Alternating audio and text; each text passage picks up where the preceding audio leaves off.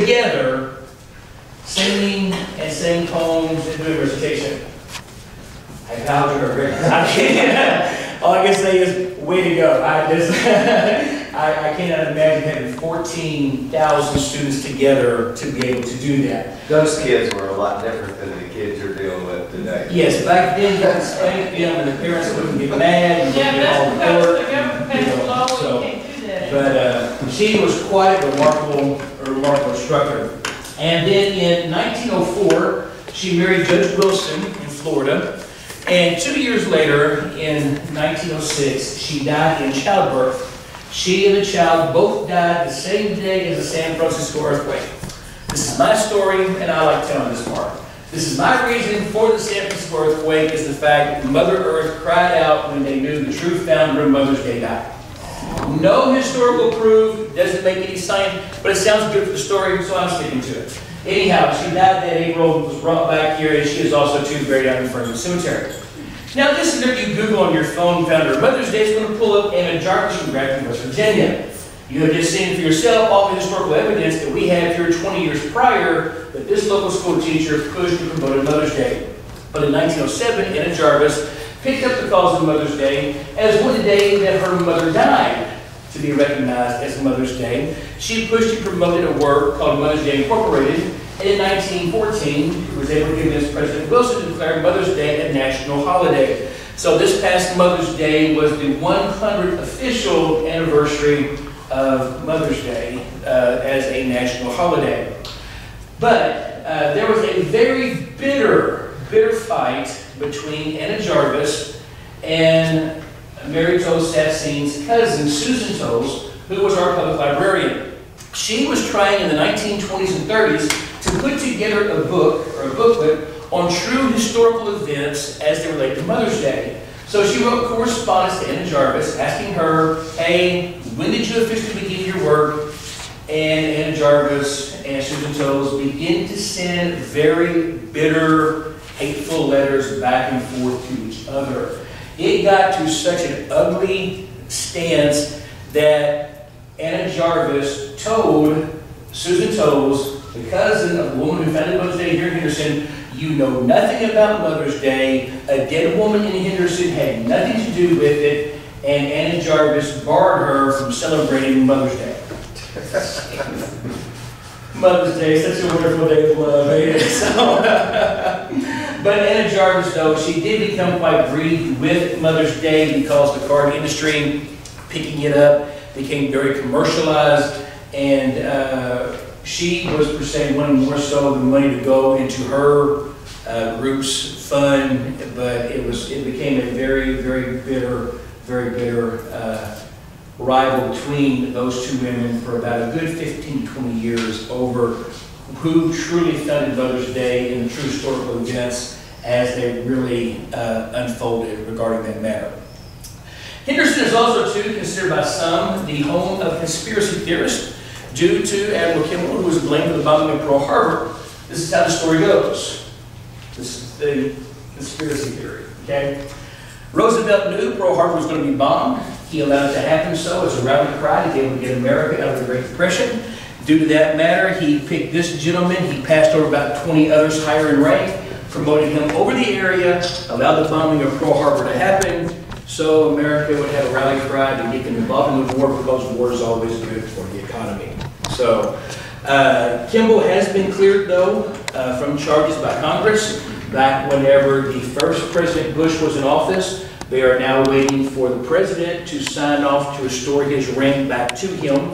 A lot of this display here was donated here by his son that is still alive. And as far as we know, his son is still alive, and the family is still waiting on the President to sign off on what Congress has already done to clear this man's name. He's given his 80s or 90s by now. So, his son is, yes. So, with that being said and done, we're now going to leave, and we'll begin our walking tour.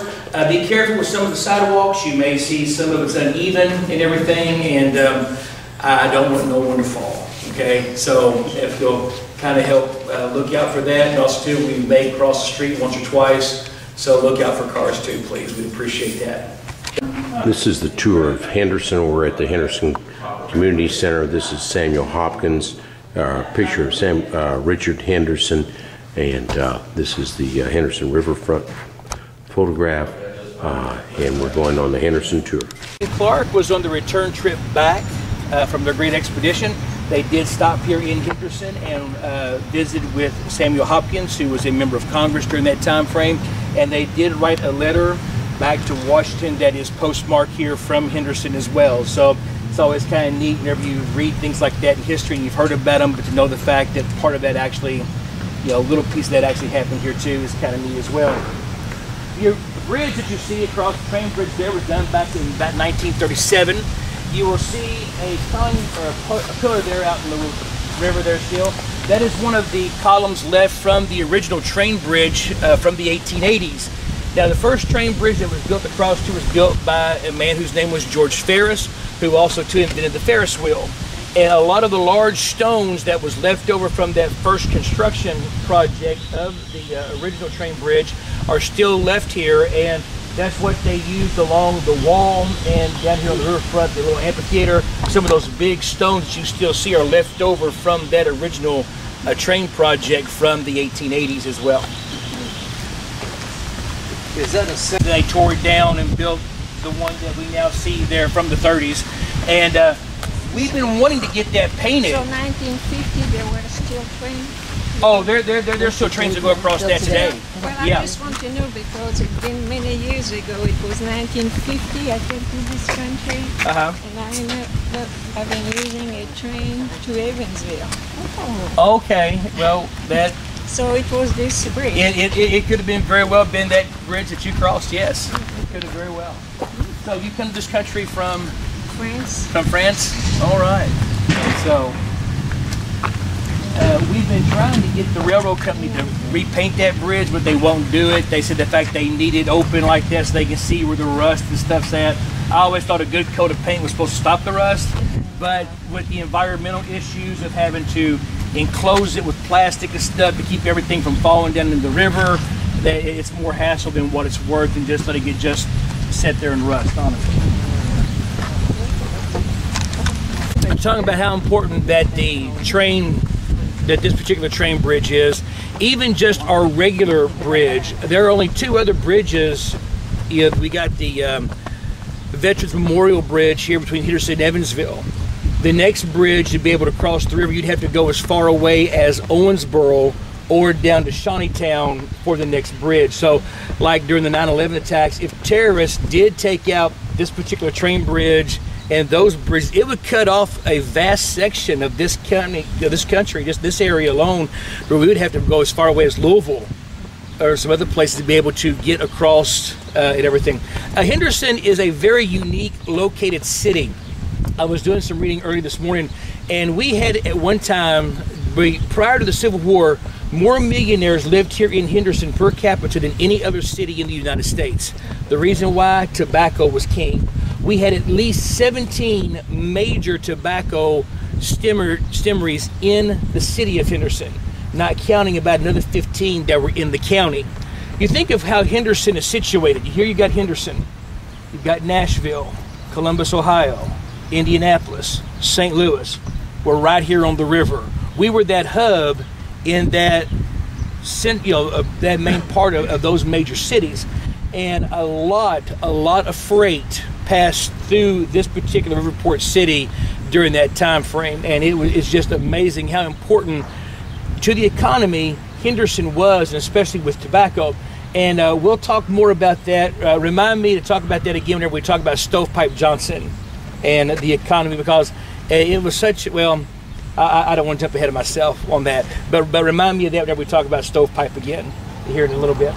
But yes, it's very, very important. Also too, the riverfront down here too, of course, has been the scene of a lot of entertainment over the years. John James Audubon was a very good swimmer as well, and he was known also too whenever a barge would come down the river.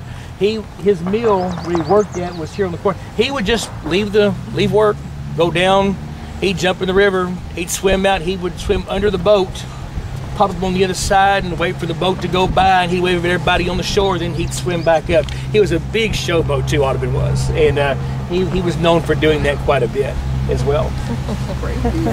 Print that they've done in the ground there, marking where his mill actually stood on this corner.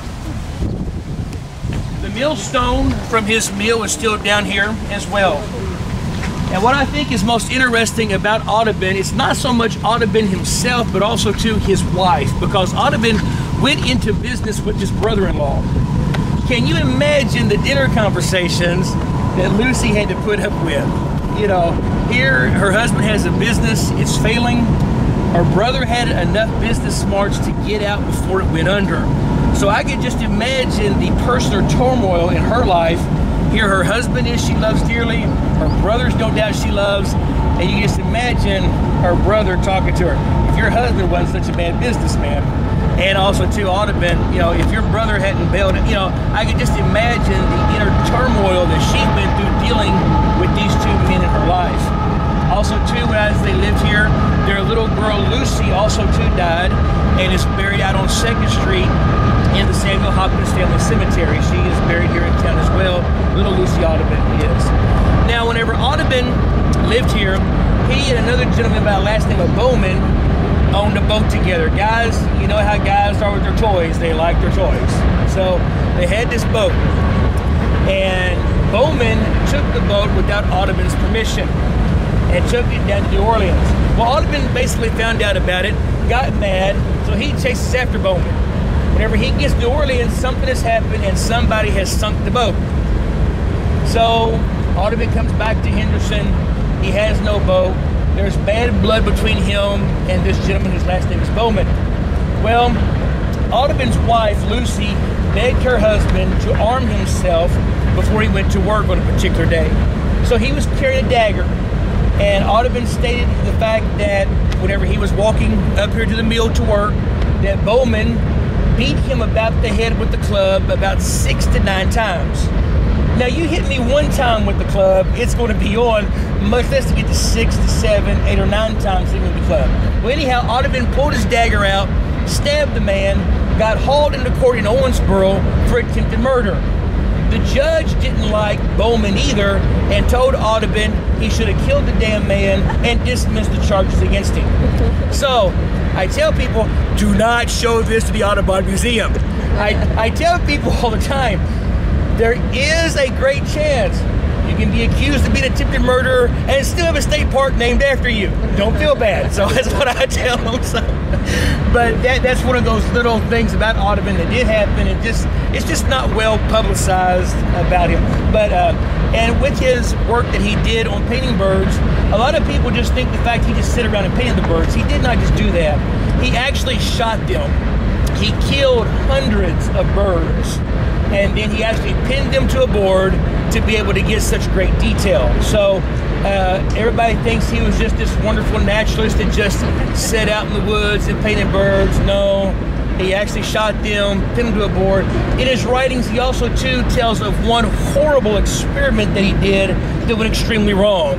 He had a bird in a cage, he put a cloth over top of it, had some sort of gas that he had put in there to try to kill the bird, and the bird is flopping around, and just a real horrible experiment that he did, trying to terminate that animal's life to be able to use it for a specimen for his paintings and all that he did.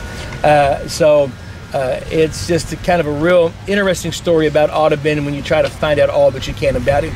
Audubon also too thought he was a ladies' man. Whenever he first met his wife-to-be, he actually said the fact that she noticed me and he thought himself to be a dandy, is what he says in his writings. So sad, Audubon was known for painting and drawing on the walls in the mill as well. So whenever his mill burnt, we actually lost as many or more original Audubon works in it than what is housed out at the Audubon Museum. How did it burn down? Well, the mill was abandoned. Some boys was inside smoking, got caught smoking, left behind the lit cigarette, and of course it's gone. The rest is history.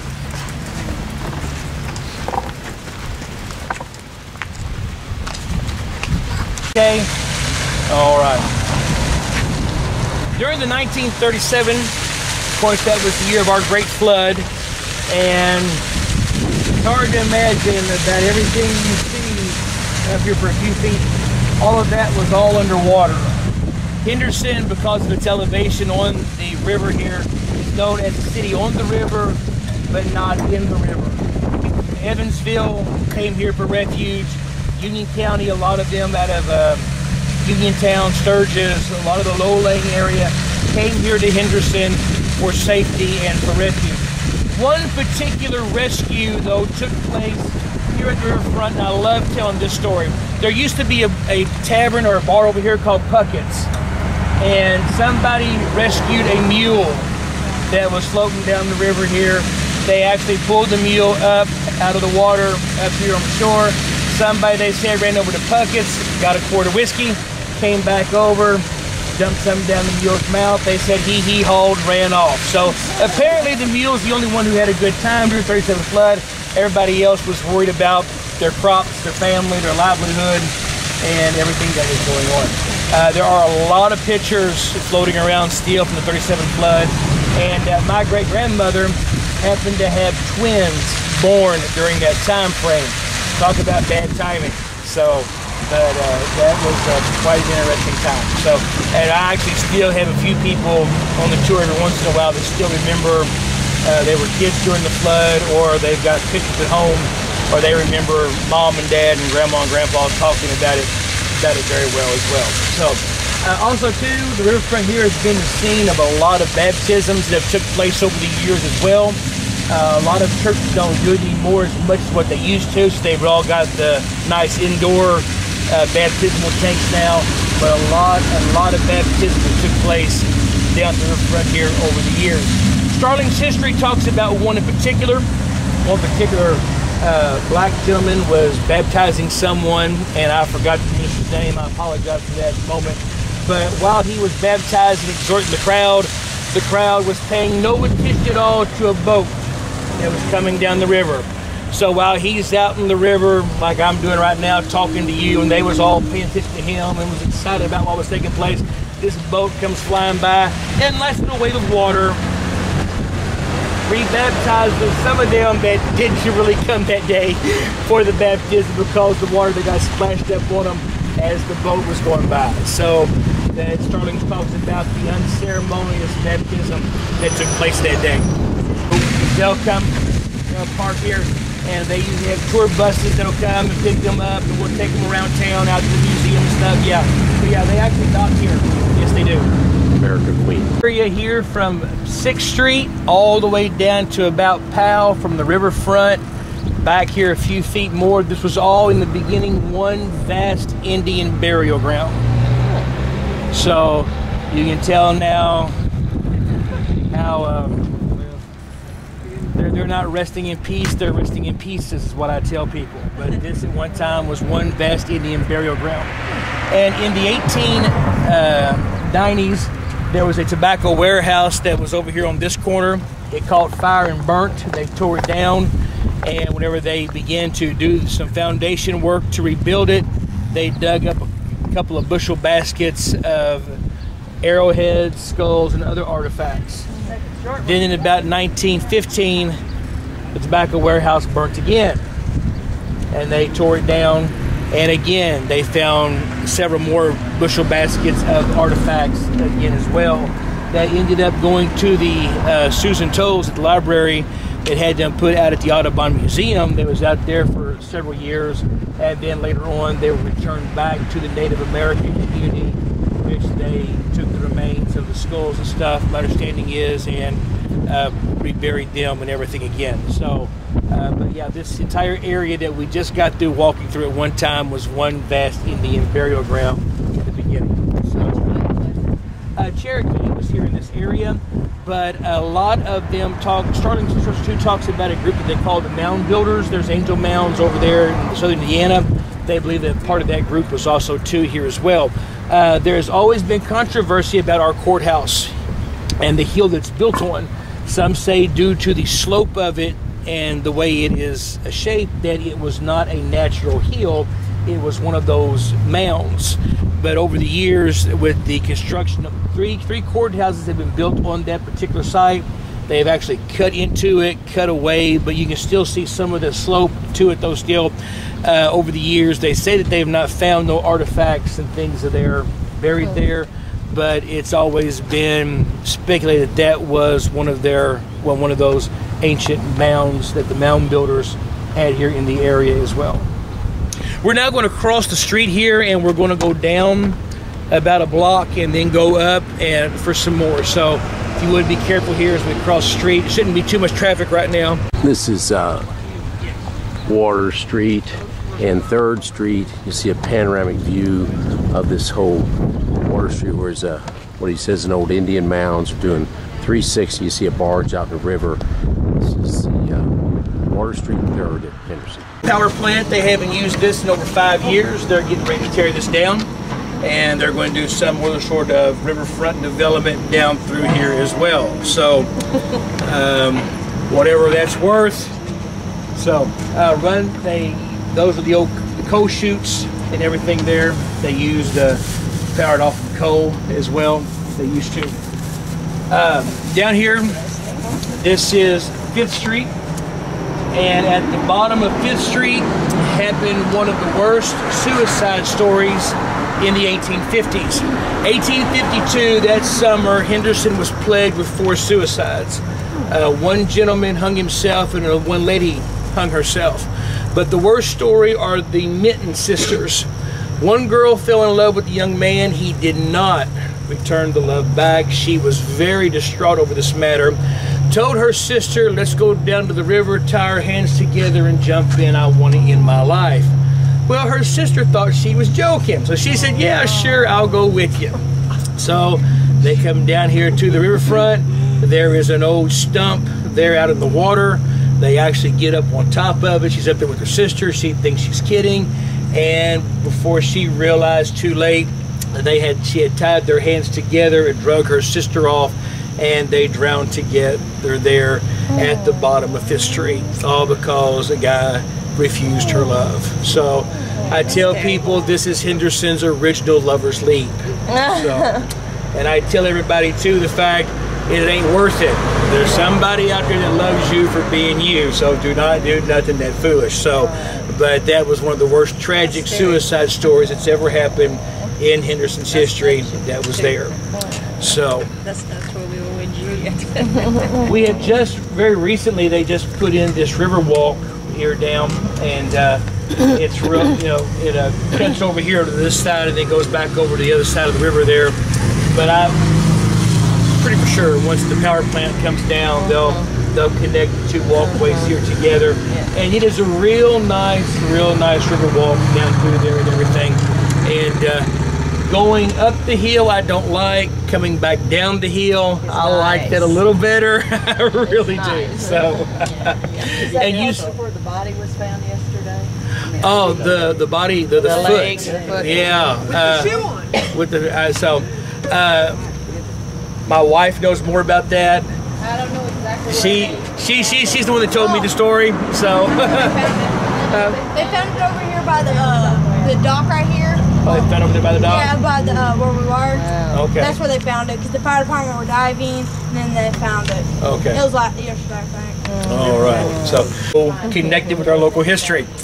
During World War I, here we had a nurse whose name was Mary Willie Arvin. And she was a nurse, like I said, during World War I. She served in France. She was in a hospital over there, and the hospital was being bombed. Now, I got to admit, as manly as I think I am, if I'm in the building getting bombed, I'm running out. I'll just be honest with you. She did not, though. She actually went from bed to bed for the soldiers that could not get up, and she was going bed to bed telling them it's going to be okay, and she never left her post. She stayed there as a nurse, ministering to them while the hospital was under attack. She never left her boys. When the war was over, came back here to America, she was given she was the woman to ever receive the first Purple Heart. And she was also too honored by France as well, and I forgot their highest military, the name of that particular medal, but she also too received that from France as well. And guess what? She also too has me be buried out in Fernwood Cemetery. So, like I said, you got to check Fernwood out. It's just a real neat historical spot. So, but I think that's pretty amazing. So about that. And what's so interesting is the woman who founded Mother's Day, Mary Tosassing, she has no living descendants to tell what she did. Mary Willie Arvin, the first nurse to receive a Purple Heart from World War I, no living descendants either to tell what she did. And their third cousin, Susan Tolles, who was the founding force of the Audubon Museum here, our first librarian, founded the Historical Society. You name any historic civic group, she was a part of it. She helped found the DAR, you name it, she was involved in it. She also too has no living descendants. So all three of these women cousins, tremendous historical things. No one is left alive directly from them to tell the stories, except for crazy, wonderful, history-loving individuals as myself. So on tape, so we know. Honestly, I know nothing about them except the fact. Cool spot again. I love these little areas like this. The house straight back here behind John in front of me there, that is called the Cannonball House in town. And local legend has the fact that during the Civil War, Henderson was fired upon one time by a gunboat. I do not know where the boat set at, the angle or the trajectory that the cannonball happened, but history says the fact the cannonball entered the house through one window, passed through the house, went out the other window, and that was the only damage done to the house, was 2 broken windows, but no actual structural damage to the house itself, just broken glass. So I tell people I can imagine Granny with her jug going, "Jed, you won't believe what I seen come through the house," and him going, "Granny, put the jug up." That's what I did. But that is our famous Cannonball House from during the Civil War. So I think that's kind of a unique one there. So how many of you remember the movie League of Their Own? Part of that was actually filmed here in town. The boarding house scene was, if you go down one more block here on the right-hand side, you'll see a nice, big, beautiful brick home there. There's a historical plaque out front talking about Governor Stanley. I believe he lived there as well. He was governor here from Kentucky as well, considered Henderson home. This is one of my personal favorite stories because it involves Madonna and my mother, and I love this story. Here where they're just building this brand new house right here on the corner, there used to be a rose garden there, and my mother was the housekeeper for the late Mr. and Mrs. Ray Preston. Their house is behind that new house there, still standing. Well, Mom is out in the rose garden cutting roses. First, let me explain my mother. I don't have to explain Madonna, y'all all know her, and so.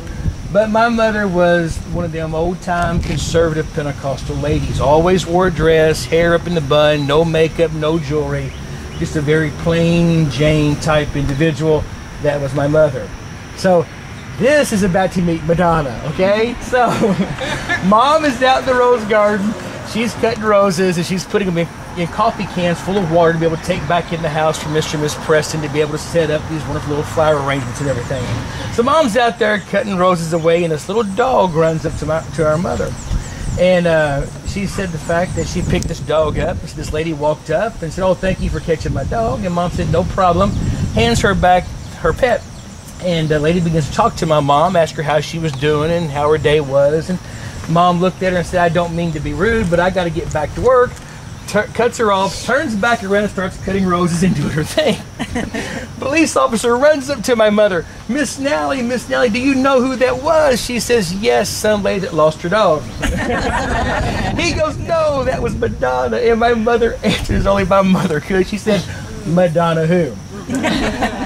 So she is telling us to sort the supper table. Me and my dad and my brother and sister, we are cracking up. We've got tears streaming down our face. We're laughing so much. Mom's getting mad. She tells us, who is this? She said, she said, "Quit laughing at me. Who is this person?" I said, "Mom, do you remember Matt's newsstand in that book called Sex about that woman?" She goes, "You ain't." I said, "That's the same woman that made the porno book." My mother scoots away from the table, goes over to the kitchen sink, opens up the 2 doors down below, pulls out a gallon jug of bleach, dumps it on her hands, scrubs her hands real good, washes them off, comes and sits back down, picks up her fork at the supper table and mutters, "If I knew it was that slut, I never would have shook her hand," and continued eating supper. That story I remember in such great detail, and I get to see my mother to today. My mother also too met Lady Bird Johnson. Who, what, when, where, and why, I do not know that story, but that one I will never forget. So, but that happened over there where that house is now standing, where the rose garden stood. So that I thought was, I love telling that story. If my late mother was here today to hear this story, I would not be here next month because I would be out in Fernwood Cemetery and they would be going, "This is the local historian that ticked off his mother." So that's how that would go. So we're now going to shift our attention now here across the street to where this modern building is now standing in between these two homes. This was the location of what was called the National Hotel during the Civil War. There were Union forces that were staying here. Now, Adam Rankin Johnson begins his raid on Newburgh at this location. And he was a Confederate veteran. And he did this as a rally cry for the Confederacy that ended up backfiring on him. What happened was, at that time frame, there was a gas light that was in front of the hotel. There was a wood fence that ran down this side of the street. There was a cemetery, and there was a cemetery. We'll get to that story in a minute too. Over here, where the train tracks is at, back on this side, there was a cemetery that was there. Johnson had, it was him and another man, he had one of them out in the cemetery. Johnson was here behind the fence, and at his signal, they opened fire on this hotel. It was late in the evening. The gentlemen were out front smoking, sitting down on the front porch in the back of the hotel, relaxing from their day's activity. They opened fire on the hotel. Chaos breaks out with the Union troops inside because they don't know, how bad they're surrounded, what's going on. So chaos breaks out inside the hotel. They're trying to get guns together. People are waking up. They're rushing out to try to see who and what's going on. Well, as they're doing that, come outside to finally investigate. Johnson just nonchalantly gets back on his horse, rides down the road, goes what today we call 2nd Street, goes out 2nd Street to the Soper farm, visits with the Soper family for a little bit. His troops are stationed out there. He leaves them there. He goes someplace else for the night.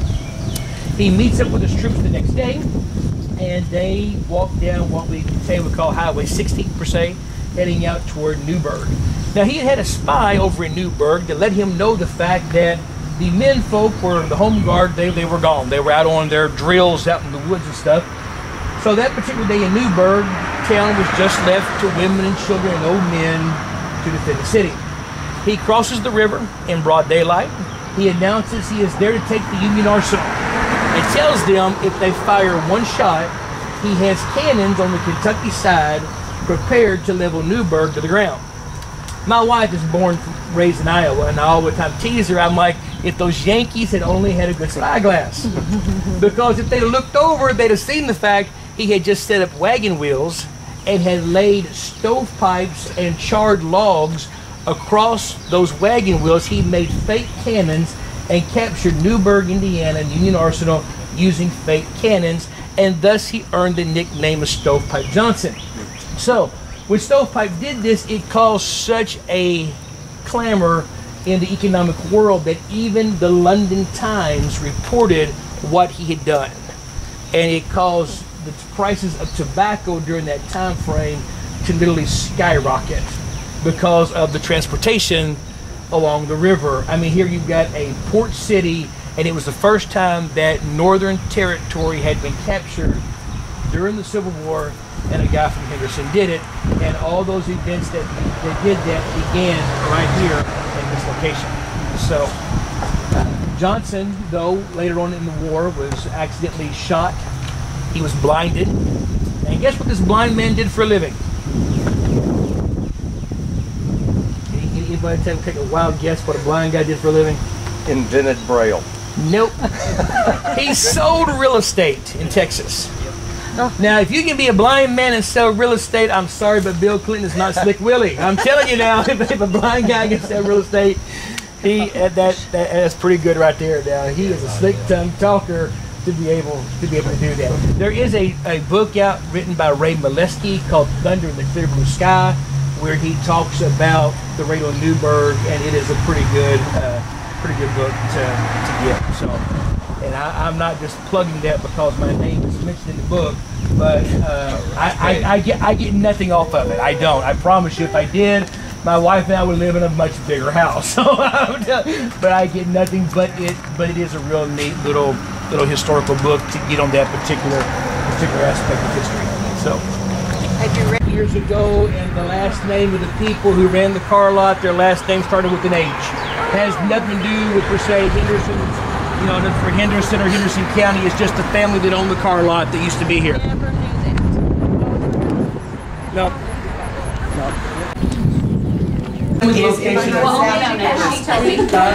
We know now. Oh, you didn't read it. They read us good. Oh, yeah. Fernwood Cemetery today is behind South Junior High, or what was called Old City High. Originally, Fernwood Cemetery was right here. This wonderful green building is that back here. This is the original location of Fernwood Cemetery. They buried the city's dead there from 1800 to about 1849. As the city grew, the city fathers decided they needed to disinter those bodies and bury them out on the edge of town, and so the town can grow. So between 1849 up into the 1880s, they are still moving bodies from this area out to Fernwood. And they have still found some headstones and skeletal remains as late as the 1920s and 30s in this area as well still. So I would dare say probably not everyone was moved, but this was the location though of Fernwood Cemetery, excuse me, in the beginning. So whenever I tell people, where's Fernwood at? They tell me, I go, no, you got to start here first and then go over there. So if you're ever out in Fernwood Cemetery, all of them wonderful old headstones that are prior to 1853, I think they said was the first burial there. Her name was Mary Owens, that took place in the new Fernwood Cemetery. Any others prior to that, they moved those old headstones from this location out to Fernwood and on. So that's what happened there. In 1832, cholera swept through Henderson. Henderson was associated with death. I mean, if you said you were from Henderson or you was going to Henderson, you might as well got your death certificate out and signed it. That's how bad cholera was here in the city during that time frame. That was 20 years prior, before they began to dig up the cemetery where they just buried everybody that died with cholera. So whenever they dig up the cemetery and begin to move it, guess what breaks out in Henderson again in the 1850s? Cholera again broke out again in Henderson during that time frame. So I'm kind of a huge fan of a vault. I don't want cholera. So, but that happened here. So this is the Ellen Inn Bed and Breakfast. Again, I get nothing off commission. Trying to talk to this thing there. Mr. and Ms. Priest run this. It is a beautiful old home. Everything in there is train related, and they was going to do a bed and breakfast, but because they're next door here to the train tracks, they were told the fact, since you're this, you can't get rid of it, so you might as well feature it. So that's exactly what they do. The decor throughout the house is everything train related. If you're a train lover, this is the place to be. Also too though, whenever they was building this bridge in the 1930s, the gentleman who was the superintendent or the head engineer, or we would say, for the men here, actually stayed here, and some of the guys stayed here in the house as well. You will notice the doorknobs are actually stamped L&N on them as well. And if you'll give me a quick moment, I see the front door is open. I'm gonna see if Mr. and Miss Priest are in there and see if they won't, if there's no guest, if we can't go in and take a sneak peek. Worst they can tell me is no, and I'm no worse off. I'm gonna put some more.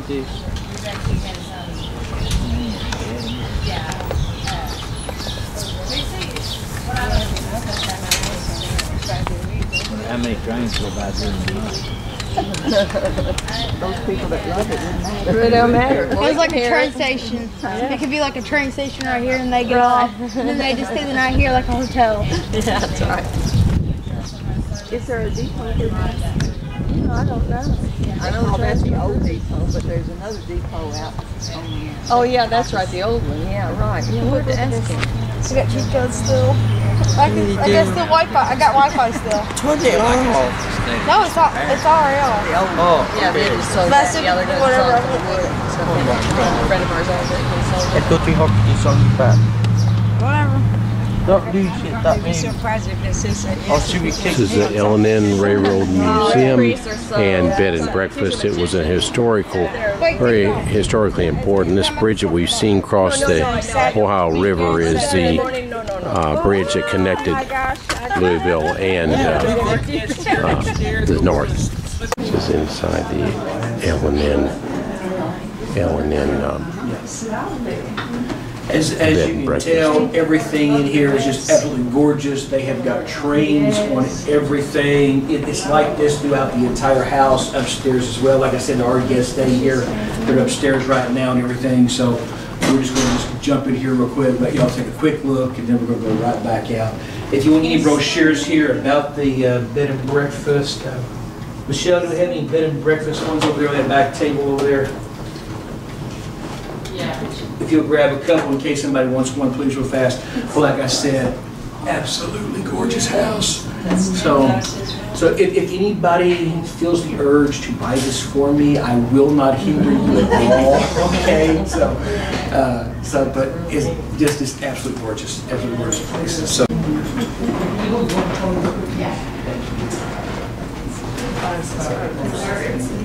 It gets so dark that you can't see when you're in. That's the bad thing about those tenants was like that. But I like they don't switch off. It's usually when it's really dark. And what they did was the workers stole them off of the train and put them in the house. So.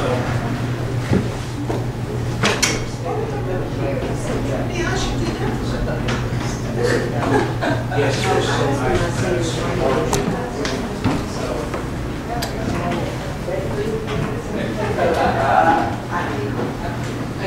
live here, so just looking at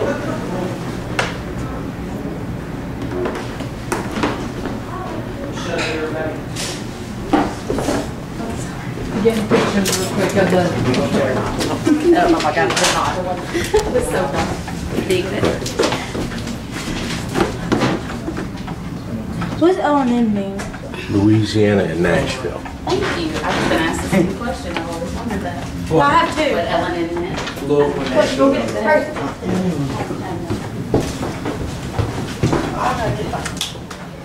like I said, it's an absolute gorgeous home. Wonderful people run this place. You guys got a picture? Thank you so much.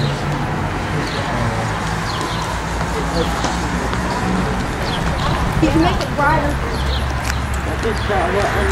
A lot of these wonderful old homes that you'll see up and down Main Street and Elm Street have got beautiful decor and artwork like that in them and everything. The old Barrett Mansion is still standing on Center Street. The Barrett family was some of the earliest millionaires here in Kentucky, and the Barrett family was responsible for bringing the first train engine here to Henderson. You name it, they was involved in it. Tobacco, banking, train, whatever. And like I said, their old home is still standing on Center Street right up from Ridgewood Funeral Home. And what's interesting about it is the fact of Bugs Moran actually was arrested here in Henderson. He was staying there in that particular home. At that time frame, the chief of police had rented him the room. And when Bugs Moran rented the room, he did not know he was renting a room from the chief of police, and that's how they captured that mobster here in Henderson. He probably registered under. The old buildings downtown Henderson had what they call Metzger's Ironwork on them. There was a company out of Evansville, and it was basically a kit that you could buy to put this wonderful architectural work across the front of your particular business. And in the book Old Henderson Homes and Buildings, they talk about the fact that there was more iron work like that in Henderson than in several states put together that came from that particular company out of Evansville.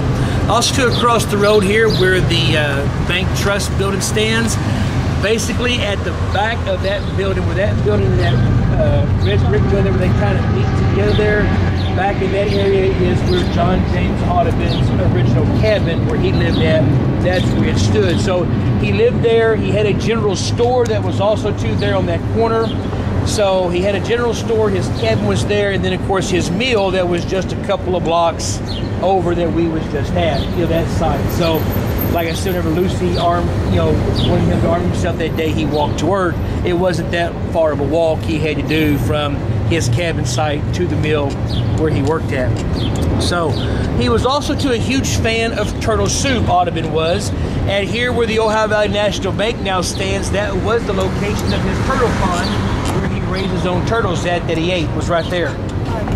And when the telephone first came to Henderson, the first operator's office was in the old Ohio Valley National Bank building as well. If I recall, I think it was the 3rd floor that it was in at that time frame. The Richard Henderson Silver Hotel back in the 1920s. Oh, how I wish this was a hotel again downtown Henderson. So this is also to the site of James Rankin's store back during the Civil War. Back then they had what my understanding was a combination key. It was a key that you had to put together to be able to use to open the safe. And some gentleman came in one day to rob the store. He said, I've got to get the key together. I don't have the key on me. They didn't believe him. They basically shot him in the neck. The wound, though, did not kill him. He actually survived it, and he actually wrote papers and a statement stating the fact that the men who shot him were not Confederate veterans, but they captured 2 other men whose last name was Powell and Taylor, blamed them for shooting for Rankin, executed them at the depot there at the Welcome Center we just left. That was their execution site there for Powell and Taylor right there at that location. Rankin survived his wound, and a couple of weeks later after that, he actually died because he got choked eating a ham sandwich and drinking a glass of water. He actually got coughing and actually ruptured the wound again and actually choked to death on his own blood because of the wound not healing up and everything. So don't eat too much ham, it's bad for you, is what I tell people. So, question? Yes. They executed 2. Yes. That was Burbage. Those 2 that was executed? No, Burbage was the... And then there's St. Alfonso's Church. Okay. There's a double monument there, and that's where they are, even though there were no kin, evidently. Yeah. And each side recounts that. It's St. Alfonso's Catholic Church Cemetery. Okay, and that's right again now? Across from Maple Mount as you're in Davies County. In Davies County, okay, yeah. So, all right, I knew they weren't buried here. You've seen that? Okay. You said that. Yeah. 2 of them, yeah. That's it, right? Yeah, there. Powell and Taylor. Yeah, they were the ones that were blamed for the murder of Rankin, but Rankin himself, the fact that they had nothing to do with it, and they still executed him anyhow. So, the house here that's supposedly on top of the mound we talked about earlier, right there. That is the 3rd courthouse built on that location. In the 1st courthouse, Reverend James McGreedy, his funeral was actually held there. He was the great revivalist during the great revival that swept through this part of Kentucky back in the 1800s. His funeral was actually held there in the 1st courthouse. The 2nd courthouse that was built, Abraham Lincoln's first serious girlfriend, they say Ann Rutledge, her mother and father were married there at that courthouse. And then this is the 3rd courthouse to be there at this location. Somebody asked me earlier about Underground Railroad activity here. Yes, we do have one documented case regarding Mr. Brown. His first name, I'm sorry, I forgot. It's either James or John, and it's such a real common name, But he and his wife were at a clothing store here downtown. He got captured 6 miles south of Henderson with his wagon. He had a compartment built in it that he was smuggling African Americans out of Henderson. He was captured, tried, and went to prison. His wife did not. the case we know here. Now, we do have a couple of houses and buildings, though, that have been rumored to be involved with the Underground Railroad. One is the home of Lucy Furman. It has a room built in it that just goes nowhere, and they think that possibly that room was used. The second one is St. Paul's Episcopal Church. Underneath it, there is a tunnel that goes to a room for no particular reason at all. And I've gone there before and asked, and they said, oh no, that was just used for storage. But I've talked to enough elders in my day as well that say it was never used for storage, and we don't know what it was for, and they've always heard it was rumored to be used for Underground Railroad activity. There's a third house here in town that has been rumored to have a tunnel in it that goes down all the way to the river as well off of Jefferson Street. So, have I been in these rooms? No, I have not, but it is common rumored knowledge around Henderson for years, and it would not surprise me at all that it was used for that at other locations as well. The historic monument there on the corner of the courthouse lawn is in honor of our Revolutionary War veterans. That it was the first historical monument of any sort put up in this county, and it's in honor of our Revolutionary War veterans. Which leads me to tell this story of one particular one whose name was Nancy Morgan Hart. Now, Nancy Morgan Hart lived in Georgia. Later, after the war was over, her family came here to Henderson. But while she was there in Georgia, she was in the house one day at the cabin. 6 British soldiers came to the house, killed the family's turkey, and demanded that they cook it. She said, I will on one condition. You will put your guns in the corner of the cabin. 6 men, 1 woman with a dead turkey. Sure, we can do this. So they put their guns in the corner of the cabin, and she begins to prepare them a meal and is serving them her husband's homemade liquor. What they did not realize, though, was the corner that she wanted the guns in, her husband had built a secret compartment in that wall. So as she's walking by, she's picking up a gun and putting it in that secret compartment, removing their ammunition one by one while they're getting drunk. Story goes, the fact one of them saw what she was doing. She picked up the gun, and she was a pretty good shot. She wounded that gentleman, and the rest of them didn't know what to do because legend goes the fact she was cross-eyed. They're half drunk, she's cross-eyed, they have no idea who she's looking at.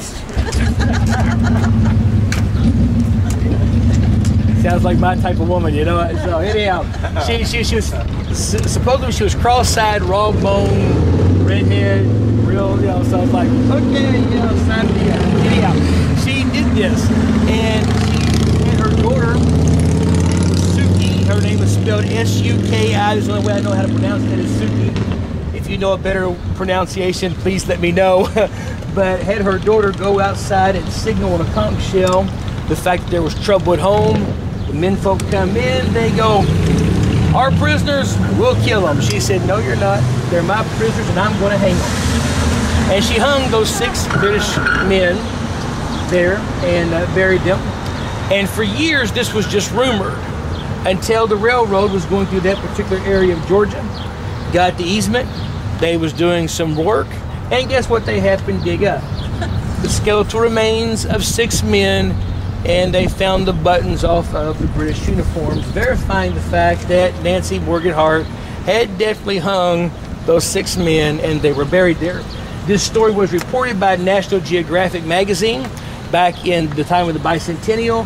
There is a story called Patriots in Petticoats, and they talk about Nancy Morgan Hart and everything that she did, and the fact that she is also too buried here in Henderson County.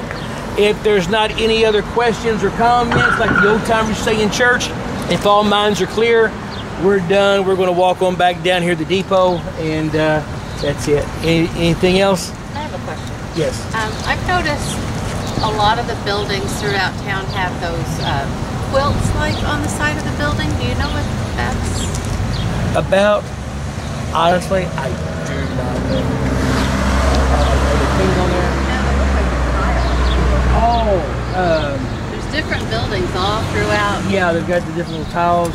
They look like quilts. Yeah, little square tiles like that, architectural things. Some of them are No, the big ones. the big ones. Which one? I think they've got a brochure there in the depot. Okay. They may. About them.